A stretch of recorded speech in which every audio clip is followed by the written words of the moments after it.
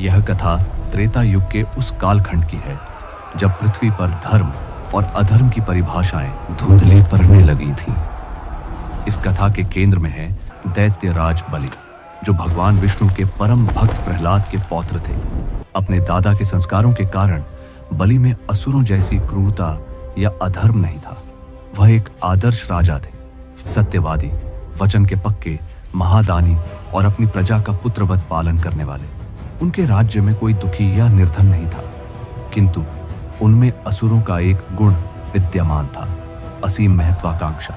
अपनी शक्ति और तपस्या के बल पर उन्होंने देवताओं के गुरु शुक्राचार्य को प्रसन्न किया और उनके मार्गदर्शन में एक के बाद एक कई अश्वमेध यज्ञ संपन्न किए। इन यज्ञों से प्राप्त शक्ति से उन्होंने पृथ्वी और पाताल लोक पर तो अपना स्थायी अधिकार कर ही लिया, साथ ही देवलोक पर भी आक्रमण कर दिया। तुम्हारे गर्भ से तुम्हारे पुत्र के रूप में जन्म लूंगा और एक ऐसी लीला रचूंगा जिससे तुम्हारे पुत्रों को उनका अधिकार भी मिलेगा और राजा बलि के धर्म की भी रक्षा होगी। यही वह दिव्य क्षण था जब वामन अवतार के इस पृथ्वी पर आने का कारण और उद्देश्य निश्चित हुआ।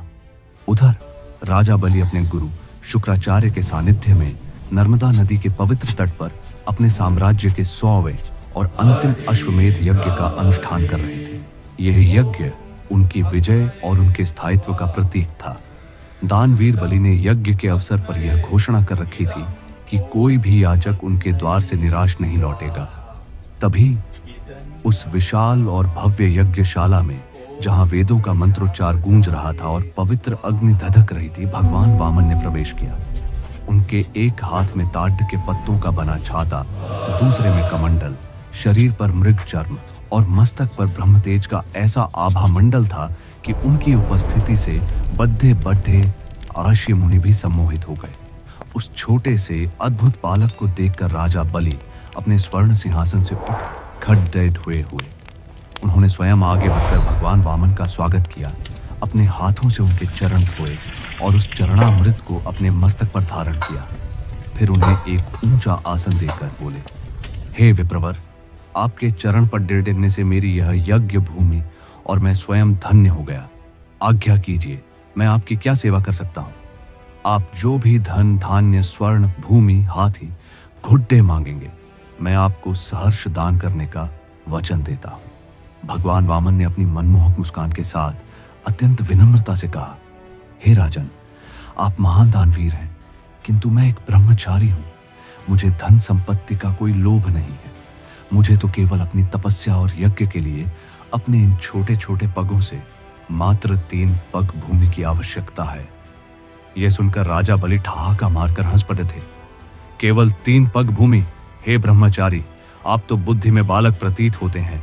आपने मेरे जैसे चक्रवर्ती सम्राट से क्या मांग लिया? आप मुझसे संपूर्ण द्वीप या राज्य मांग सकते थे। खैर, मैं आपकी इच्छा अवश्य पूरी करूंगा। किंतु बलि के गुरु दैत्य गुरु शुक्राचार्य, जो अपनी दिव्य दृष्टि से त्रिकाल देख सकते थे, वे तुरंत समझ गए कि यह कोई साधारण बालक नहीं, अपितु असुरों का काल स्वयं भगवान विष्णु ही देवताओं का कार्य सिद्ध करने आए हैं। वे तत्काल बलि के पास पहुंचे और उसके कान में फुसफुसाए, राजन, सावधान, यह बालक तुम्हें छलने आया है। यह स्वयं विष्णु है जो तुम्हारा सर्वस्व हरण कर लेंगे। किसी भी परिस्थिति में इन्हें दान देने का संकल्प मत लेना। परंतु राजा बलि अपने दान, धर्म और वचन के अहंकार में थे। उन्होंने कहा, गुरुदेव, यह आप क्या कह रहे हैं? यदि स्वयं भगवान विष्णु, जिनके दर्शन के लिए योगी युगों तक तपस्या करते हैं, आज मेरे द्वार पर एक याचक बनकर आए हैं, तो इससे बड़ा मेरे लिए और क्या सौभाग्य हो सकता है। मैं भक्त प्रहलाद का पौत्र हूं। वचन देकर पीछे हटना मेरे कुल का धर्म नहीं है। यह कहकर शुक्राचार्य के मना करने के बावजूद बलि ने अपने हाथ में जल लेकर भगवान वामन को 3 पग भूमि दान करने का संकल्प ले लिया। और जैसे ही संकल्प का जल पृथ्वी पर गिरा, वह हुआ जिसकी किसी ने कल्पना भी नहीं की थी। वह छोटा सा वामन स्वरूप एक क्षण में एक विराट ब्रह्मांडीय रूप में परिवर्तित होने लगा। उनका शरीर आकाश की सीमाओं को तोड़ ढाने लगा। उनका मस्तक नक्षत्रों से भी ऊपर चला गया। सूर्य और चंद्रमा उनकी आंखें बन गए, दिशाएं उनके कान और पाताल उनके पैर। यह भगवान का त्रिविक्रम रूप था। उन्होंने अपना पहला पग उठाया और एक ही पग में संपूर्ण भूलोक, पृथ्वी और पाताल लोक को नाप लिया। उन्होंने अपना दूसरा पग उठाया और स्वर्गलोक सहित समस्त ऊर्ध्वलोकों को नाप लिया। अब पूरा ब्रह्मांड उनके केवल 2 पगों में ही समा चुका था। उन्होंने अपनी मेघ गंभीर वाणी में बलि से पूछा, हे राजन, मैंने 2 पगों में तुम्हारा समस्त राज्य नाप लिया है। अब अपना वचन पूरा करने के लिए मैं अपना तीसरा पग कहाँ रखूं? राजा बलि का अहंकार और अभिमान एक क्षण में चूर चूर हो गया। वे निस्तब्ध खड़े थे। वे समझ गए कि यह ईश्वर की ही लीला है। उन्होंने हाथ चोटाकर श्रद्धा से अपना मस्तक झुका दिया और बोले, हे प्रभु, जब दाता ही नहीं रहा तो दान कैसा? मेरे पास अब आपको देने के लिए कुछ भी शेष नहीं है सिवाय मेरे स्वयं के। आप अपना तीसरा और अंतिम पग मेरे इस मस्तक पर रखिए और मेरे वचन को पूरा कीजिए। भगवान विष्णु राजा बलि की इस वचनबद्धता, धर्मपरायणता और पूर्ण समर्पण को देखकर अत्यंत प्रसन्न हुए।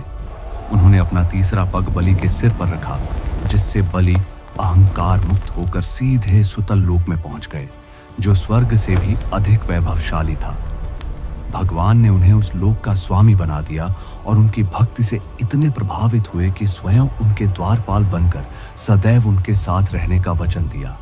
इस प्रकार भगवान वामन ने बिना किसी अस्त्र शस्त्र का प्रयोग किए, बिना किसी रक्तपात के, केवल अपनी बुद्धि और लीला से राजा बलि के अहंकार का मर्दन कर देवताओं को उनका स्वर्ग और अधिकार वापस दिलाया और सृष्टि में धर्म के संतुलन को पुनः स्थापित किया।